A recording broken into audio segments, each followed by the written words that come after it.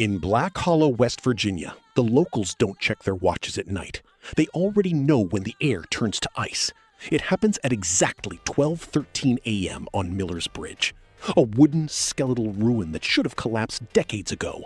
But something or someone is keeping it standing. They say if you cross it then, you'll hear it. The heavy, rhythmic slap of wet footsteps on wood behind you. Step, step, step. Never faster, never slower. And whatever you do, don't turn around. Because in Black Hollow, the shadows have memories. The legend began in 1978. Emily Carter was 17 when she vanished.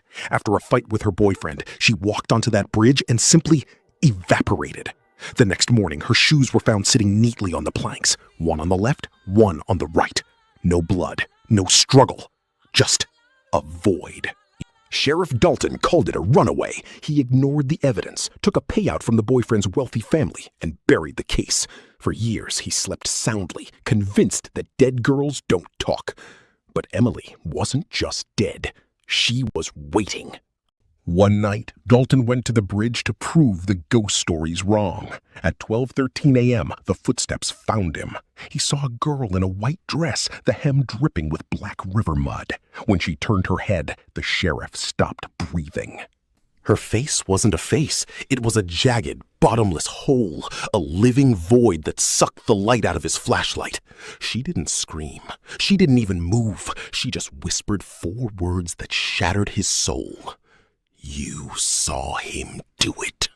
The next morning, Dalton's cruiser was found idling on the bridge, the driver's door wide open. His badge was found pinned to a piece of human skin at the bottom of the river. He was never seen again. He had finally joined the silence he helped create. Now, Emily doesn't just wait for her killer. She waits for the witnesses, for the people who see a wrong and look away. So if you hear those wet footsteps behind you tonight, keep walking. Because if she asks if you saw who pushed her, she already knows you're lying.